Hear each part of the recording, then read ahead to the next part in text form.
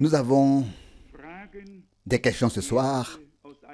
La première question issue d'une conversation qui a eu lieu il y a quelques jours n'était pas la seule. Plusieurs conversations ont eu lieu. Dans ce sens, pourquoi Dieu n'agit-il pas davantage? C'est une question qui nous préoccupe tous. Bien sûr, chacun d'entre nous. Il n'y a personne qui prenne au sérieux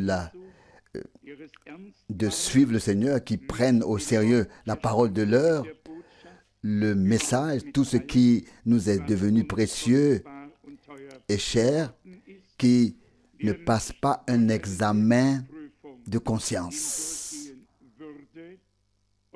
Et je crois que cela vaut pour nous tous. C'est à Dieu qu'il appartient d'y répondre. Toute réponse humaine pourrait être une esquive de la chose elle-même. Pourrait. Nous ne sommes que des êtres humains. J'ai tendance à dire que Dieu garde simplement les choses de l'histoire du salut, simplement jusqu'à la fin, et qu'il mènera son œuvre à son achèvement quand le temps sera venu pour cela. D'un autre côté, nous avons le droit d'attendre et de compter sur le fait que toutes les promesses, telles qu'elles sont écrites ici, seront accomplies dans les croyants. Il n'est pas nécessaire d'attendre cela. Cela concerne le salut, la guérison, la délivrance, tout ce qui s'est passé à Golgotha, ce qui y a été payé, ce qui y a été acquis, ce qui a été obtenu et mis à notre disposition. Nous n'avons pas besoin d'attendre cela. C'est là. C'est à notre disposition. Cela a été à la disposition de tous ceux qui sont devenus croyants pendant toute la période du temps du salut, et cela est à notre disposition aujourd'hui. Si quelqu'un veut être sauvé, on ne peut certainement pas lui dire « Attends que Dieu fasse quelque chose de grand ». Non, la plus grande chose que Dieu ait faite, elle a déjà été accomplie. C'est déjà accompli. Et cela s'est accompli à Golgotha. C'est là que Dieu a fait la plus grande chose qu'il puisse faire, ou est jamais accompli, a été accompli. Donc, le salut est à notre disposition. La possibilité d'être sauvé et la guérison sont là. Et ce qui concerne le baptême du Saint-Esprit, en ce qui concerne cela, car cette question est souvent posée. Cette expérience est aussi à la disposition de nous tous. Il ne peut en être autrement. Nous devons prêcher le même évangile que Pierre et Paul ont prêché. Et c'était dans la première prédication, répentez-vous et que chacun de vous se fasse baptiser au nom de Jésus-Christ pour la rémission de ses péchés, et vous recevrez le don du Saint-Esprit, car la promesse est pour vous, pour vos enfants, pour tous ceux qui sont loin, pour tous ceux que le Seigneur, notre Dieu, appellera. Actes des Apôtres 2, 38. Si nous avons été appelés, alors la promesse est pour nous. Nous devons seulement prendre courage pour nous approcher de Dieu dans la prière, dans la foi, dans la confiance et dans l'attente qu'il a déjà mis à notre disposition ce que nous lui demandons, et qu'il veut seulement nous préparer dans la prière afin que nous puissions entrer dans la position où nous pourrons le recevoir. Nous prions certainement les uns pour les autres. Je le dis maintenant intentionnellement, car mon frère Alfred Borg, qui est assis là-bas, m'a récemment demandé tout à fait, Tout à fait. Je crois que je peux le dire ici, frère Alfred. Il m'a demandé s'il m'appelait par mon prénom ou mon nom de famille. Je ne le sais plus maintenant. Il m'a demandé spontanément, à peu près comme ça. Dis-moi, est-ce que tu pries aussi pour moi? Et je dois vous dire que j'étais embarrassé à ce moment-là. Je prie généralement pour tout le monde, mais seulement pour quelqu'un de manière aussi directe. S'il me dit, je suis dans le besoin, ou vous voyez ce que je veux dire. Mais j'y ai réfléchi. C'était une question à laquelle je ne pouvais pas échapper. Et je peux te dire, Alfred, que depuis ce jour-là, cela a été une telle leçon pour moi, qu'avec l'aide de Dieu, je porte ton nom et celui des autres chaque jour devant le trône de Dieu. Je pensais que tu n'étais pas dans le besoin. Comprends-moi bien, peut-être que je ne le voyais pas. Mais si on nous pose cette question, et je vous le dis, si on me la posait ou si on te la posait, je ne saurais pas. Je ne saurais pas quelle serait notre réponse à tous. Je voudrais transmettre cela à nous tous aujourd'hui. Même si nous ne connaissons pas les détresses de chacun, les détresses existent, quelles qu'elles soient. Et Paul dit même, je me souviens de vous dans mes prières en mentionnant vos noms. Je me demande combien de noms figuraient sur sa liste. Je ne sais pas si je peux le dire ici. J'espère que la sœur qui m'est chère ne m'en voudra pas. Mais elle m'a dit, frère Franck, j'ai fait une liste avec tous les noms que Dieu a mis dans mon cœur. Et pour ne pas les oublier, je les ai écrits. Et puis elle ajoute, il y en a déjà 230. Et elle dit, mais tu es en tête de liste. Elle voulait bien dire cela. Vous savez, nous sommes entourés de personnes si aimantes. Cela aussi a parlé à mon cœur. On ressent que les gens sont engagés, sont dans la chose et que le peuple de Dieu leur tient à cœur et qu'ils ne sont pas indifférents. À partir du moment où quelqu'un nous devient indifférent, nous perdons notre affection et notre amour. Et cela ne doit pas être. Au contraire, nous devons revenir à notre premier amour, ressentir quelque chose les uns pour les autres, ressentir quelque chose pour tout le corps. Vous savez, nous avons deux possibilités pour juger une réunion ou ceux qui y servent la parole. On peut juger une fois et dire, oui, ce serait bien que les frères aient davantage de Dieu, afin de pouvoir donner davantage et que davantage se passe. C'est vrai, mais il ne faut pas en rester là. Si nous voulons que Dieu fasse plus, le jugement terrestre d'une situation ne suffit pas. Nous devrions alors invoquer Dieu et dire, Seigneur, nous chantons assez souvent plus du Sauveur pour pouvoir ensuite prier sincèrement et profondément. Seigneur, revêt tes serviteurs comme tu as revêtu les premiers témoins. Rends-les à la fin tels que les frères étaient au commencement. Me suis-je bien fait comprendre? Je pense que oui. Et c'est nécessaire, car si ce n'est que lorsque toute l'Église commencera à porter tout le fardeau et que la situation générale sera devenue une détresse pour elle et que nous appellerons Dieu, invoquerons Dieu crierons à Dieu ensemble dans cette détresse, c'est seulement à ce moment-là qu'il nous exaucera.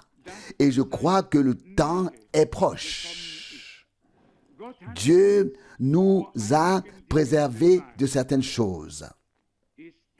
Ce n'est pas une raison pour mépriser les autres, mais il nous a préservés de faire de la proclamation un spectacle. Il nous a préservés de démontrer une quelconque autorité pour ensuite être quelqu'un. Mais cela ne doit pas nous empêcher de croire bibliquement.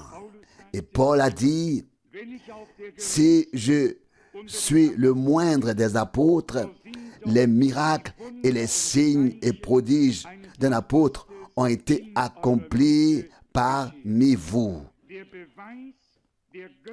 1 Corinthiens 15, verset 9. La preuve du mandat divin était là. Je le dis ouvertement, on ne m'a rien dit à propos d'un tel ministère lors de mon appel. Et parfois, cela me semble être un petit obstacle, parce que je pense justement qu'on ne m'a rien dit à ce sujet. J'ai été mandaté de proclamer la parole. C'est l'ordre que j'ai reçu. Je le fais avec tout mon sérieux. Et je l'ai encore dit hier au téléphone à quelqu'un, ou peut-être avant-hier, mais hier. Si nous sommes en accord avec Dieu, avec notre vie, comme nous sommes en accord avec la parole de Dieu dans la proclamation, si les deux correspondent parfaitement, alors nous sommes aidés. En ce qui concerne la proclamation, je l'ai dit et je le répète. En raison de l'appel direct, Dieu n'a pas permis qu'il y ait quoi que ce soit à corriger. Dieu ne peut pas se corriger, il ne peut pas être corrigé. Ce qu'il dit est toujours vrai.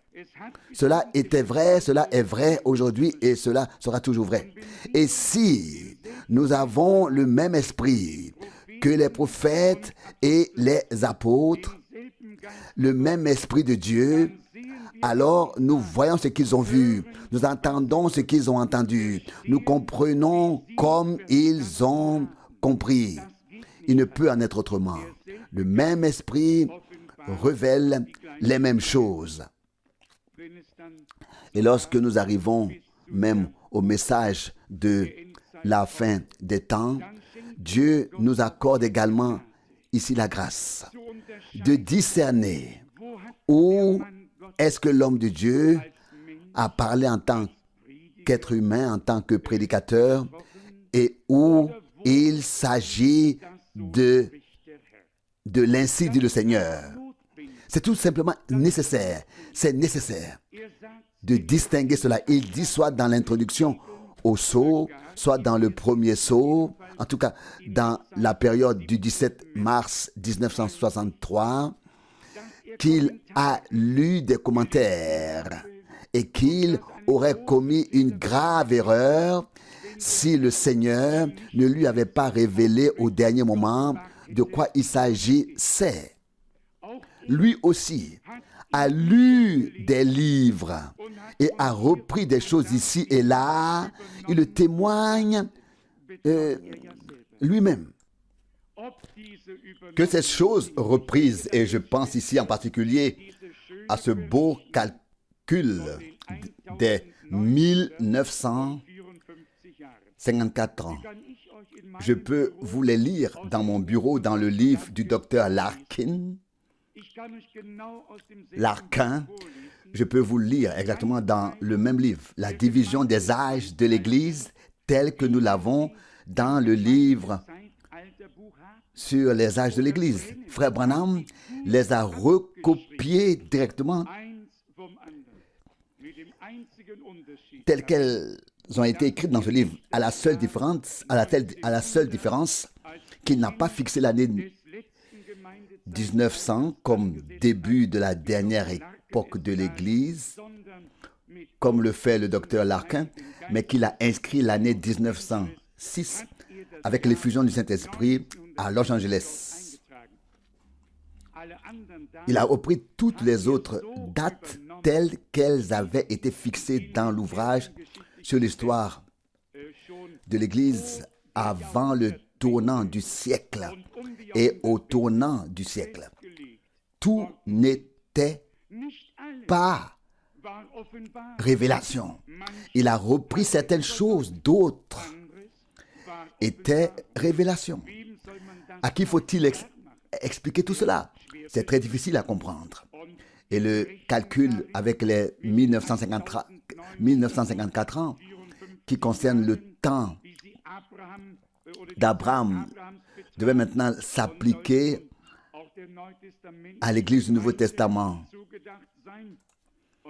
Et puis il dit dans la prédication les 70 semaines de Daniel, les 70 semaines de Daniel, au moment où il parlait, il nous reste maintenant 17 ans jusqu'à 1977, 1977, et alors ce sera l'année du jubilé. Et il va encore plus loin. Puis il dit, que signifie année jubilaire? L'année jubilaire signifie l'enlèvement de l'Église. Ce sont toutes des déclarations graves. Les ennemis de la croix du Christ et les ennemis du message montrent du doigt et disent, oui, voyez, il a dit ceci, il a dit cela. Et puis, il a ajouté, si un prophète dit quelque chose et que cela ne se réalise pas, c'est un faux prophète. Et puis, vous connaissez bien la façon de penser des gens. Et à la fin, ils tombent dans leur propre piège, car il est écrit, ce dont tu juges les autres, tu te condamnes toi-même. Je ne sais pas du tout comment j'en arrive à ces conclusions, mais c'est tout simplement nécessaire. Il est important de savoir ou de distinguer où se trouve la révélation, où les choses ont-elles été reprises et où le Seigneur a-t-il révélé les mystères qui sont restés cachés. Bien sûr, certains liront peut-être mes écrits et diront, oui, mais ici, cela ne correspond pas avec Frère Branham, et là, cela ne correspond pas non plus. Ce sont de graves accusations, et je dois alors répondre. Je n'ai qu'un seul engagement, qu'une seule obligation, et c'est envers Dieu et sa parole. Un seul engagement, une seule obligation. Cela peut sembler présomptueux, puis vient à nouveau l'objection. Oui, mais la parole ne t'est pas venue. Tu n'es pas prophète. La parole vient au prophète. Et alors, on est littéralement malmené de toutes parts si l'on ne savait pas que Dieu a donné un appel et qu'il y a un mandat à accomplir.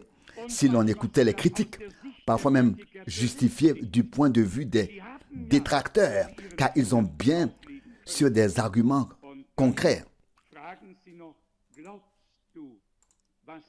Car ils ont bien sûr des arguments concrets. Et puis, ils demandent encore, mais crois-tu ce que le prophète a dit? Vous voyez, comme c'est difficile? Comme je l'ai dit, il ne faut pas se contenter de répéter comme un perroquet. Il faut, comme je l'ai toujours enseigné, se référer aux Écritures et trouver la réponse définitive dans la parole de Dieu. Il faut pouvoir s'y reposer.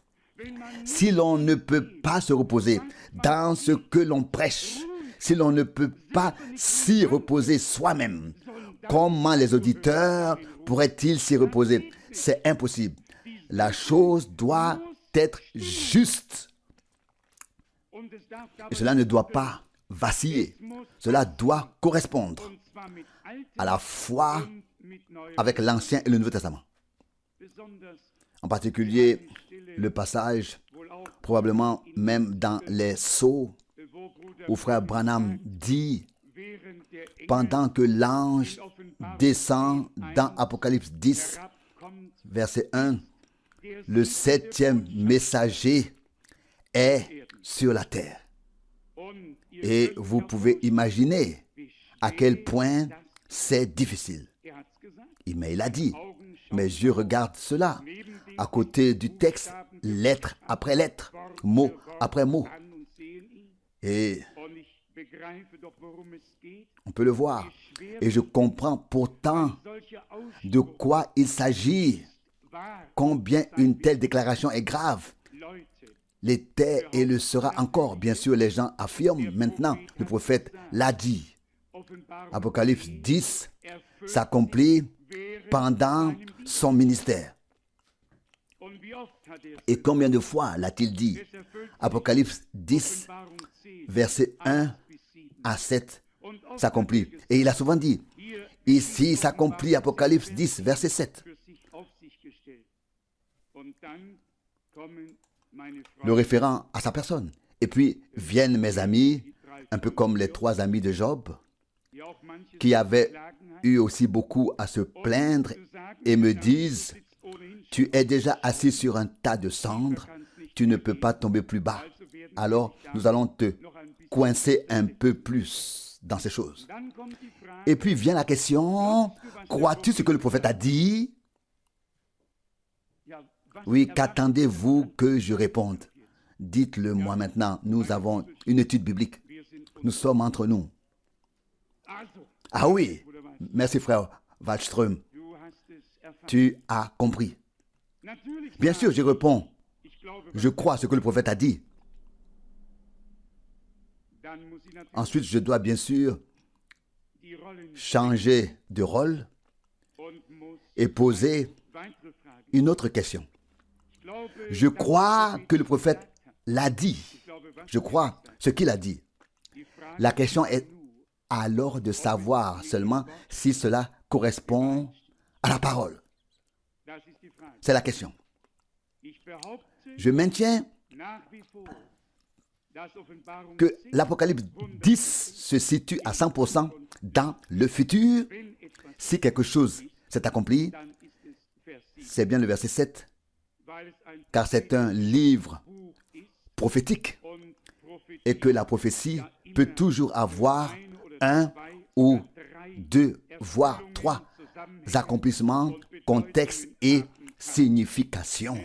Il est donc évident que pendant le temps où le septième messager a donné son message, le mystère de Dieu a été révélé. Mais vous savez aussi que frère Branham, lorsqu'il parlait, ne répétait presque jamais exactement ce que dit la Bible, mais citait de mémoire et disait toujours, il est écrit qu'au moment du septième ange, dans le temps du septième ange, les mystères de Dieu, les mystères de Dieu, les mystères de Dieu seront révélés. Et cela n'est pas écrit du tout. Il est écrit le mystère, pas les mystères, pas les, mais le mystère au singulier, le mystère de Dieu. Et le mystère de Dieu, est et reste Jésus-Christ. Et en lui sont cachés tous les trésors de la sagesse et de la connaissance de Dieu. Voilà, je corrige encore une fois le prophète. C'est ce qu'ils disent. Pensez-vous que cela m'amuse? On pourrait continuer ainsi. Nous avons reçu la parole pour la prendre au pied de la lettre, même si cela nous fait mal aux yeux des hommes.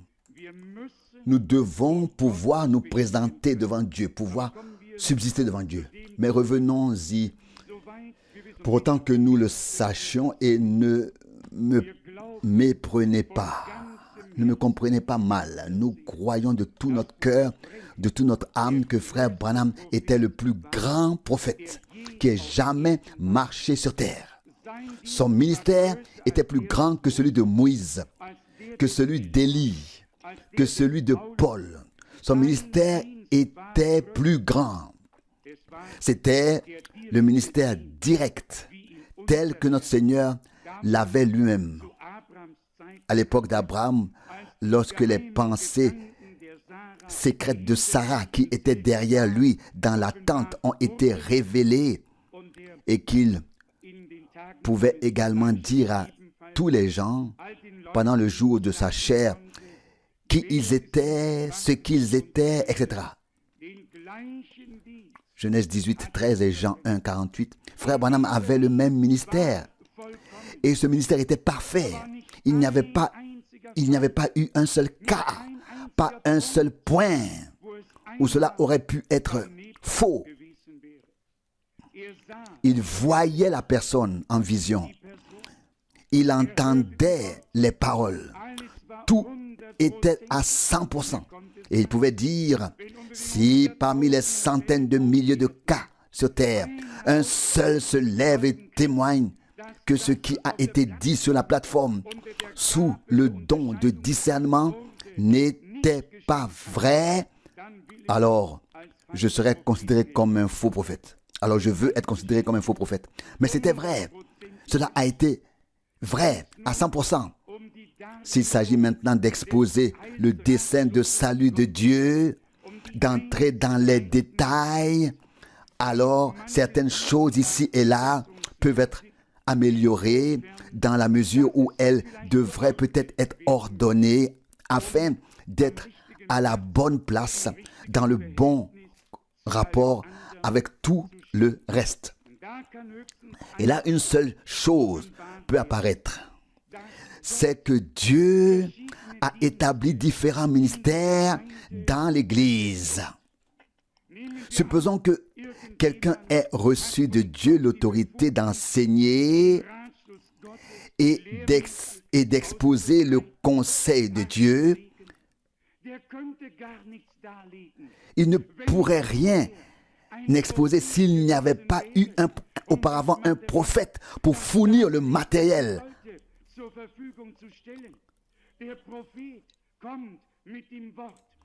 Le prophète vient avec la parole, la met à disposition, puis la parole est prise et classée comme il l'a dit lui-même, de manière à ce qu'il ne reste plus de détails en suspens, qu'il n'y ait plus de questions, mais que tous les détails aient été reliés et toutes les questions répondues. J'ai encore un exemple ici, il y en a plusieurs, mais je ne veux pas vous causer de chagrin. Je voulais seulement vous montrer ma situation difficile.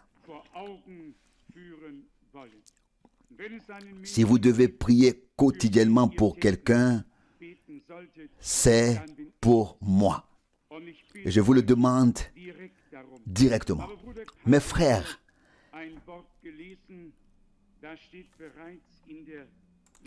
Katkech a lu ici une parole qui se trouve déjà dans la prochaine brochure qui paraîtra avec le titre « Le retour de Jésus-Christ ». Le retour de Christ, nous avons déjà utilisé cette parole.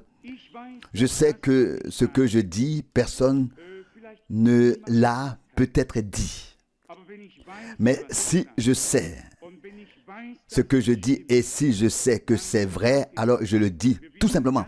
Et nous savons très bien, très exactement, que seuls les hommes qui étaient prêts participeront à l'enlèvement et personne d'autre. Et la porte fut fermée. Ceux qui étaient prêts entrèrent et ceux qui n'étaient pas prêts restèrent dehors et frappèrent à la porte. On ne leur a pas ouvert. Personne parmi les croyants ne pouvait entrer sans vêtements de noces. Ce n'est pas possible. Cela n'arrivera pas. Une personne qui est enlevée n'a finalement pas besoin de se demander lors de l'enlèvement si elle sera rejetée. Non. Et encore non. Je peux vous dire qui est cet homme sans habit de noces. C'est celui qui nous accuse jour et nuit. L'accusateur des frères, celui qui a accès, le vieux Lucifer qui était à l'origine dans le ciel. Il n'a certes pas de vêtements de noces, mais il peut s'habiller d'un blanc éclatant, ne vous y trompez pas.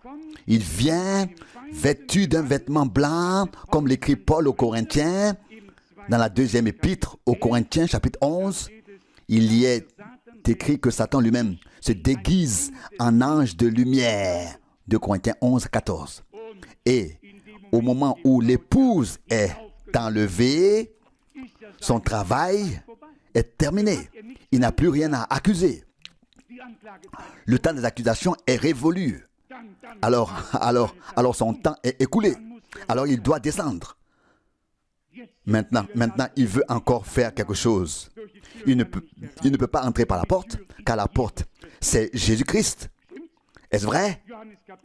Jean chapitre 10, verset 7. Mais celui qui entre par ailleurs, c'est le voleur et le meurtrier. Jean 10, 8.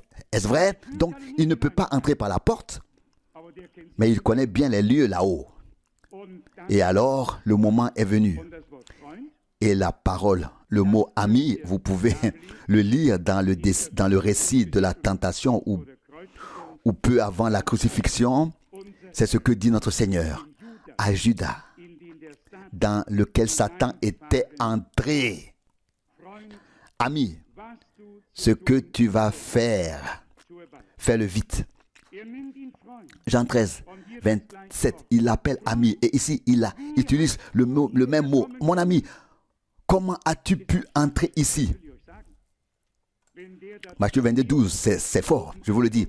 Quand celui-là arrive là-haut, au temps de Job, et que le Seigneur lui demande, d'où viens-tu?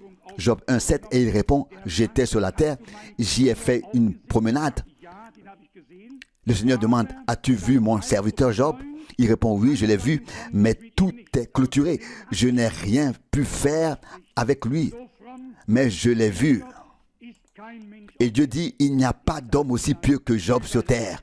Et Satan dit, laisse-le-moi un moment, et nous verrons alors s'il est pieux. Et savez-vous que Dieu avait une telle confiance en Job qu'il dit, tu l'as, mais tu ne dois pas toucher à son âme. Oui, Satan peut bouleverser beaucoup de choses dans notre vie, mais il ne peut pas toucher notre âme. C'est très, très simple. Alors, l'épouse est enlevée, Christ amène l'épouse, prend l'épouse et Satan descend avec toute son armée. Christ amènera autant de personnes que Satan en aura arraché, afin que le nombre soit complet, pour toujours et à jamais. Et là, c'est très très simple. Il sera précipité dans les ténèbres, car cela se passera après l'enlèvement. Et vous savez bien ce qui se passera alors. Et sur la terre, il y aura à ce moment-là des pleurs et des grincements de dents.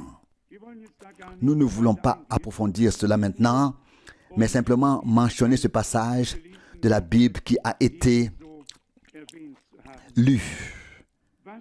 Que reste-t-il à dire? Je crois que je vais m'asseoir, frère Rousse. Tu as certainement quelque chose à dire. Tu as sûrement une parole dans ton cœur, oui. Nous en sommes à la question, pourquoi Dieu ne fait-il rien? N'est-il pas encore intervenu? La question devrait peut-être être posée autrement. Oui, la question est peut-être juste, mais pas le point de départ. Supposons que les hommes proclament la parole et croient ce qu'ils prêchent et que leurs auditeurs aussi le croient. Alors, Dieu est tenu envers les croyants de tenir sa parole à leur égard. Si un évangéliste, quel qu'il soit, j'en ai été témoin, j'ai même vu et entendu dans ma jeunesse, par exemple, des femmes évangélistes, une madame, un tel perché sur de hauts talons, des chaussures rouges, je ne sais pas comment j'aurais pu aller à Noël, mais elle l'a fait à Pâques. En tout cas, la prédication était si puissante que beaucoup ont pleuré, beaucoup ont été touchés. Dieu a sauvé des âmes, Dieu a guéri. Mais la femme qui se tenait devant moi n'était pas habilitée à faire ce qu'elle faisait. Ce n'était pas sa place. Mais qui d'entre nous était en mesure de juger cela? Je le répète, des âmes ont été sauvées et Dieu a confirmé sa parole. Des miracles se sont produits, vraiment beaucoup de signes et de miracles. Mais tout cela concernait d'autres évangélistes. Tommy Hicks à son époque et tous ceux qui étaient avec lui, c'est Rollo, Culpeper, Weinhardt et j'en ai traduit certains. C'était une époque et maintenant on constate qu'en Allemagne aussi, des évangélistes se sont engagés dans ce que j'appellerais la voie américaine et continuent dans cette voie. Ce que les évangélistes américains ont fait il y a 10, 20, 30 ans arrive maintenant chez nous avec du retard. Mais ce n'est pas notre tâche de nous en occuper, à moins qu'on nous demande comment classer cela. Nous ne pouvons classer les choses que d'un point de vue biblique et pas autrement. Si nous croyons que Dieu a envoyé son prophète avec le dernier message pour accomplir l'appel à sortir et la préparation de l'épouse, alors nous ne pouvons pas croire que des hommes conduits par l'Esprit de Dieu rejettent le prophète envoyé par Dieu et foulent aux pieds le « qu'il a apporté, voire vont encore plus loin et disent « Il a été très bon pendant de nombreuses années, mais à la fin, il est tombé. » J'ai moi-même entendu cette phrase à plusieurs reprises. Eh bien, comment Dieu pourrait-il se contredire lui-même? Comment pourrait-il donner une inspiration aussi puissante à ces gens? Peut-être une bénédiction dont nous aimerions tous être envieux, ou bien dont nous pourrions tous être envieux. Comment cela pourrait-il être possible alors que ces personnes ne connaissent même pas l'ABC, ni même l'époque et l'heure où nous vivons, ni le message et les messagers. Au contraire, tout est question de charisme, de charismatique, de Saint-Esprit ici et d'esprit pentecôtiste là. Et quand on regarde vraiment derrière, il n'y a pas de proclamation fondamentale de la parole. On apporte des choses dont on peut se réjouir. En ce qui concerne la proclamation de l'Évangile, il y a certainement été dit suffisamment de choses pour que les gens puissent venir à la foi, mais je vais le dire comme ça me vient maintenant sans y avoir réfléchi auparavant. Si parmi ces gens, il y a des personnes, ce qui est possible, de telles personnes qui sont destinées à voir la gloire de Dieu et à vivre et connaître leur préparation, alors Dieu aura les moyens de les appeler à sortir, les conduire à sortir et de les éclairer, oui, de les conduire dans toute la vérité. Le Saint-Esprit conduit dans la vérité. Et la vérité est la parole de Dieu. Et je vous le dis, à la fin, personne ne pourra m'amener là où l'on dit que Christ est ici et Christ est là. On ne pourra nous amener que là où se trouve la vraie parole. Car au commencement était la parole et à la fin sera la parole. Toutes les autres choses passeront. Donc, pas ici et là, mais là où se trouve la parole. Maintenant, vient naturellement la question supplémentaire que tout juge poserait. Si nous avons la vraie parole, pourquoi cela ne se produit-il pas aussi parmi nous ici, au moins autant que là où la vraie parole n'est pas? Et c'est une question sérieuse. Je ne peux pas l'éviter. nous devons nous poser cette question ensemble. Je l'ai dit, je voyais ma tâche, où je la vois encore jusqu'à cet instant, dans la distribution de la nourriture emmagasinée. Quand aujourd'hui la livraison d'1 million de papiers est arrivée, c'est-à-dire des feuilles, des pages ou des couches, peu importe ce qu'était ce million de feuilles, et que j'ai vu comment elles étaient transportées, empilées, je me suis réjoui. Cela m'a montré tout ce qui avait déjà été imprimé, et frère Borg et frère Siegfried savent mieux que quiconque tout ce qui est imprimé ici. Vous n'avez peut-être pas toujours une vue d'ensemble de ce qui se passe réellement. Il se peut que, pour certains, il n'y ait que le mercredi soir, et pour moi encore le samedi et le dimanche, et ensuite, il n'y a plus rien. Il se passe beaucoup de choses. Ce ne sont que des jours de réunion que nous avons. Il se passe beaucoup de choses.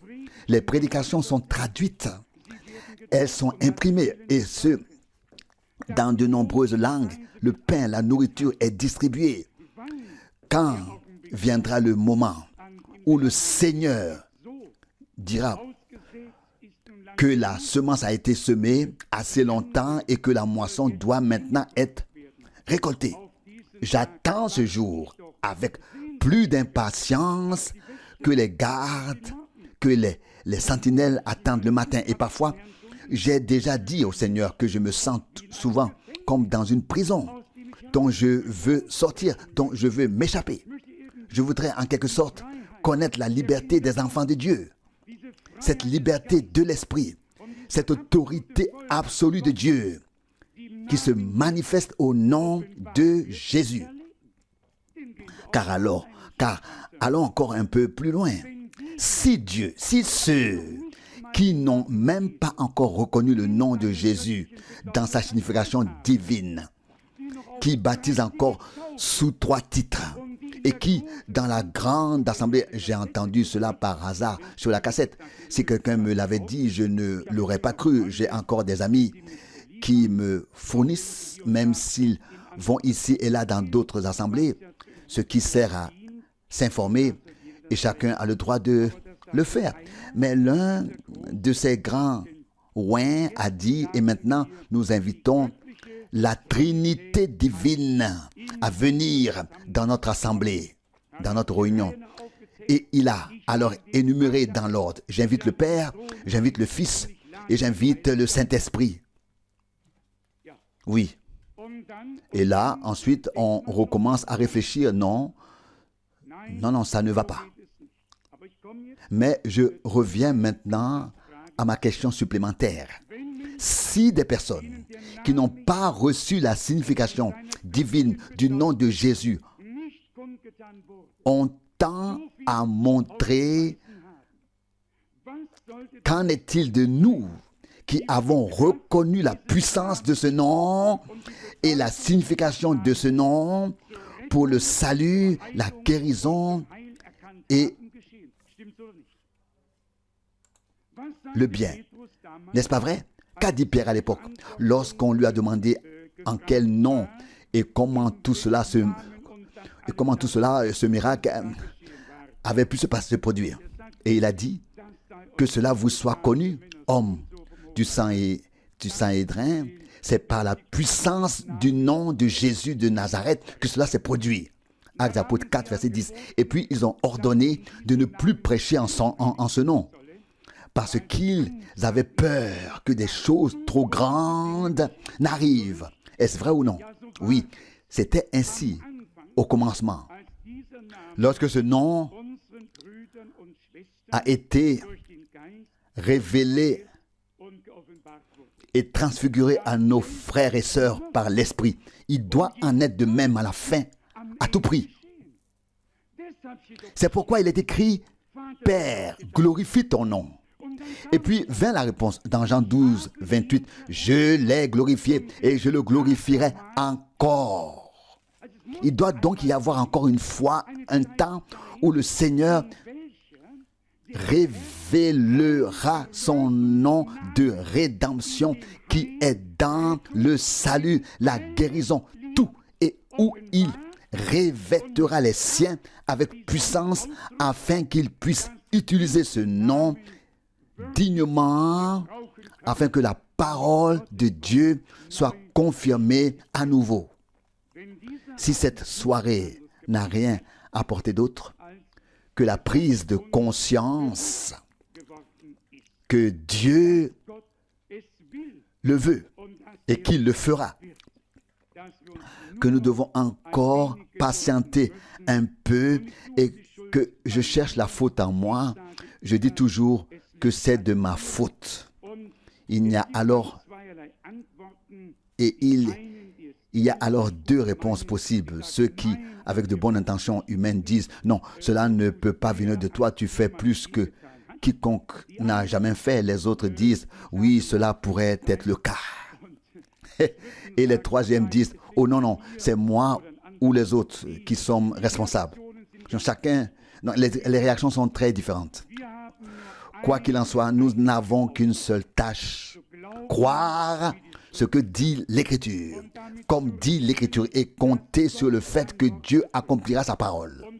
Je ne veux en aucun cas faire partie de ceux qui, selon Matthieu 7, verset 21, viendront en ce jour-là et diront « Seigneur, n'avons-nous pas agi en ton nom ?» Et puis ils énumèrent encore.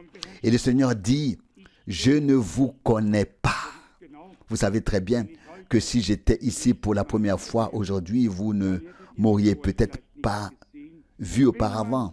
Quand on a vu quelqu'un, on a fait sa connaissance. On peut alors dire « Oui, je le connais. » Mais une personne que j'ai rencontrée, je l'ai connue. J'ai fait sa connaissance. J'ai fait sa connaissance. Je ne peux pas dire que je ne te connais pas. Je ne peux pas dire que je ne connais pas cette personne. Mais le Seigneur dit à ces gens, éloignez-vous de moi, vous qui commettez l'iniquité. Je ne vous connais pas. Oui, oui. Vous qui commettez l'iniquité, c'est vrai. La transgression, c'est enfreindre la loi. Nous le savons, le péché est une transgression de la loi. Le mot iniquité veut dire en fait transgresser la loi. Nous le savons. Même si nous ne pouvons pas approfondir la question pour l'instant. Mais regardez, ces gens n'ont pas menti. Ils ont dit, n'avons-nous pas prophétisé? En ton nom, n'avons-nous pas chassé les démons? N'avons-nous pas accompli de grands exploits? Le Seigneur ne contredit pas. Il laisse tout tel quel. Tout est vrai. Tout est juste, tout a été prophétisé, tout a été fait, tout. Et pourtant, il dit, je ne vous connais pas. Et nous en arrivons à cette question qui concerne principalement notre époque. À savoir distinguer, vraiment distinguer, ne pas se fier à ce qui est visible. De l'enthousiasme ici, de l'enthousiasme là. Je vous l'ai déjà dit ici, l'un des plus grands évangélistes américains a réalisé un tour de passe avec un homme qui avait les deux jambes coupées au-dessus des genoux. Et comme je connaissais quelqu'un qui le connaissait bien et qui était dans la Mohawk Valley, qui l'avait entendu, il avait fait réaliser un film truqué. On montre l'homme sans jambes et cet évangéliste arrive et lui demande « Quelle taille aimerais-tu avoir ?» ou « Quelle taille avais-tu avant l'accident ?» Ok, qu'est-ce qu'il a répondu? Je ne m'en souviens plus. Dans tous les cas, disons par exemple 1m73, 1m73. Bon, alors tu mesureras 1m73, 1m73. Nous commanderons le pantalon en conséquence, le tailleur l'apportera ou alors il sera acheté. Et puis, tout recommence, l'homme revient, bien sûr, avec l'onction, une très grande onction, avec des alléluia et tout ce qui va avec. Il impose les mains à cet homme et tout à coup, l'homme tombe des mains des autres et se tient debout sur ses deux jambes. Et puis, on avait déjà enfilé le pantalon avant, on entendait, n'est-ce pas, Bien alors on voyait le pantalon flotter, on pouvait pendre, on le voyait, on pouvait voir comment ça pendait, n'est-ce pas? Ça pendait si joliment et soudain, il n'y avait plus de flottement. L'homme se tenait soudain là, dans toute sa taille. Et la plupart des gens là-bas venaient du sud de l'Amérique. Ils étaient tous très touchés. Puis que ceux du nord et de l'Est, les acclamations étaient si fortes qu'on aurait dit que le Messie était entré à Jérusalem. Tellement fortes. Et quand on lui a demandé à cet homme, mais pourquoi est-ce que vous trompez les gens? Il a dit, mais je ne trompe pas les gens. Je fais que aider Dieu afin que la foi en la puissance de Dieu et en ses miracles s'éveille chez ces personnes. Que pouvait-il répondre? Cet homme est décédé depuis longtemps, depuis plusieurs années déjà, mais je ne peux pas m'habituer à tout ce qui se fait là-bas. Tout doit être cohérent. Si cela correspond à la parole, cela correspond à Dieu. Si cela ne correspond pas à la parole, cela ne correspond pas à Dieu. Regardez, tout a déjà été dit par le Seigneur, même à ce sujet, dans le sermon sur la montagne. Le Seigneur fait briller son soleil sur les bons et les mauvais. Il fait pleuvoir sur les justes et les injustes. Matthieu 5, verset 45. Le blé et l'ivraie reçoivent la même pluie. Il n'y a pas de différence. Il n'y a pas de différence. Le même esprit descend sur toute chair pendant le temps de la grâce. Je répandrai mon esprit sur toute chair. Mais la réponse est alors, vous les reconnaîtrez à leurs fruits. Matthieu 7, 16. Il doit y avoir un fruit biblique si la chose a été biblique. Et puis, il y a aussi l'autre passage dans Hébreux 6 où la pluie qui est tombée et dont les hommes n'ont pas profité n'a rien donné. Mais le champ a produit des épines et de l'ivraie et n'a servi à rien. Hébreux 6, verset 8. Même la pluie qui tombe ne peut rien produire si la semence divine de la parole n'a pas été semée au préalable, afin d'être arrosée et de donner naissance à une nouvelle vie. Il n'y a pas de semence. S'il n'y a pas de semence dans le sol, un déluge peut s'abattre sur nous et il n'y aura pas de récolte. Il n'y aura de récolte que là où l'on a semé. Et les Saintes Écritures nous disent clairement que nous récolterons ce que nous avons semé. Galates 6, verset 7. Donc, si nous voulons maintenant produire une épouse comme récolte, et c'est le commandement de l'heure, du moment, alors nous devons lui donner la parole de la promesse qui lui est destinée à l'épouse. Elle en vit, c'est sa vie. L'homme ne vit pas de pain seulement, mais de toute parole qui sort de la bouche de Dieu. Matthieu 4, 4. Nous avons des paroles de promesse. Nous avons l'esprit de la promesse et nous sommes des enfants de la promesse. Galates 4, verset 27. Nous l'avons lu plusieurs fois ici. Alors, nous continuons à avancer dans la foi. Nous avons fait et continuerons à faire ce que nous pouvons. Et quand nous aurons fait tout ce que le Seigneur nous a demandé, nous dirons encore avec sincérité, nous n'avons été que des serviteurs inutiles. Luc 17, verset 10. Car même pour agir, Dieu doit accorder sa grâce. Par nous-mêmes, nous ne serions pas capables. J'utilise ici un mot maladroit ou quel qu'il soit, en tout cas, nous ne pourrions rien faire. Donc, s'il accorde sa grâce pour que quelque chose puisse être fait, alors faisons-le dans la mesure où nous le faisons selon sa parole, en accord avec sa parole. Il est écrit à propos de Noé, il fit tout ce que Dieu lui avait ordonné. Genèse 6, verset 22. Dieu avait donné des mesures, Dieu avait donné des dispositions. Dieu l'a instruit. Il lui a dit exactement comment construire. Et il a fait ainsi. Il est dit aussi de Moïse qu'il a fait tout ce qui lui avait été montré sur la montagne sainte. Exode 25, 40. Il est dit de lui aussi, il fit selon la parole du Seigneur. 1 Roi 18, verset 36. Oui, que devons-nous faire? Devons-nous nous relier à une cause quelconque? à une chose quelconque que nous suivrons ensuite en disant, oui, peut-être que Dieu est ici. Demain, nous irons vers le nord, après, demain, vers le sud, et nous demanderons, peut-être que Dieu est là. Non, ce n'est pas possible. Ça ne va pas ainsi. Dieu est là où est sa parole. Il y a, je crois, dans le Cantique des Cantiques, un livre que j'ai lu dans ma jeunesse, où il est écrit, « Appelle-moi et je courrai vers toi ». Ou bien il y a ici quelques très belles citations. Les jeunes devraient les lire. Mais cela vaut aussi pour nous dans le domaine spirituel. Si le Seigneur nous a attirés, nous ne pouvons que le suivre. Cantique des Cantiques 1, verset 4. Et qu'est-ce qui est écrit? Ton nom est comme un parfum répandu. C'est pourquoi les vierges t'aiment. Cantique des Cantiques 1, verset 3. Avez-vous déjà lu cela dans la Bible? Oh oui, oh oui. Mais cela ne se trouve pas dans le livre de Nicodème ou dans les apocryphes. Cela se trouve ici dans votre Bible. Oui, c'est vrai. Ton nom est comme un parfum répandu. C'est pourquoi les vierges t'aiment. Les sages t'aiment plus que les folles. Chapitre 1, verset 3. Amen. Tout est là. Tout est là. Nous voulons continuer dans cette voie. Mais je voudrais peut-être encore dire une chose afin que tous sachent que nous sommes ouverts à tout dans ce lieu. Et si Dieu voulait qu'un évangéliste qui a beaucoup de succès dans la prière pour les malades vienne ici, pensez-vous que je serais inquiet de le laisser prêcher? Pas du tout. Pour que nous puissions tous nous faire notre propre opinion. Et je crois que nous avons plus de chances de convaincre les autres avec la vérité que l'autre camp n'en a de nous convaincre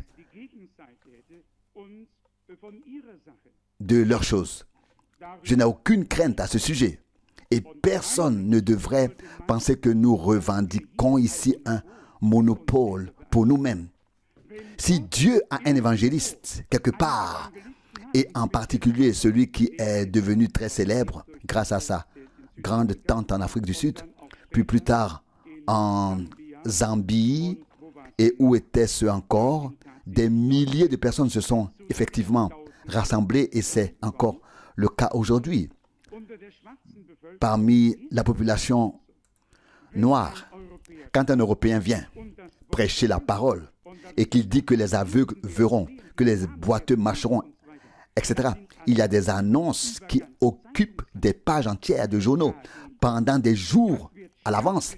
Cela devient le sujet de conversation dans toute la ville, dans tout le pays, et les foules affluent, les foules arrivent. Et quand on filme, les Européens qui connaissent les rassemblements de 30, 40, 50 ou 60 personnes seulement ici, sont stupéfaits de voir soudain une masse noire, des dizaines et des centaines de milliers de personnes. Et ils disent, pourquoi cela ne peut-il pas se passer ici, chez nous? Et alors je dirais, invitez ce grand évangéliste qui a rassemblé 100 000 personnes là-bas, invitez-le. Nous mettrons la chapelle à disposition. Nous payerons les annonces à condition qu'il ne soit pas question d'argent à cet endroit. Nous imposerons quelques conditions, à condition qu'il ne parlera pas d'argent, mais pas en ce qui concerne la proclamation. Nous imposerons des conditions, mais pas en ce qui concerne la proclamation. Nous laissons chacun libre de prêcher ce qu'il veut. Nous ne voulons simplement pas que la cause du Christ soit discréditée. En ce lieu, l'honnêteté et la sincérité doivent régner jusqu'à la fin. Une personne qui croit que Dieu guérit les malades n'a pas besoin de mendier et de demander qui donnera 100 marques, qui donnera 500, qui donnera 1000 marques, qui donnera 10 000, qui donnera 100 000. Ce n'est pas nécessaire, ce n'est pas biblique. Une personne qui a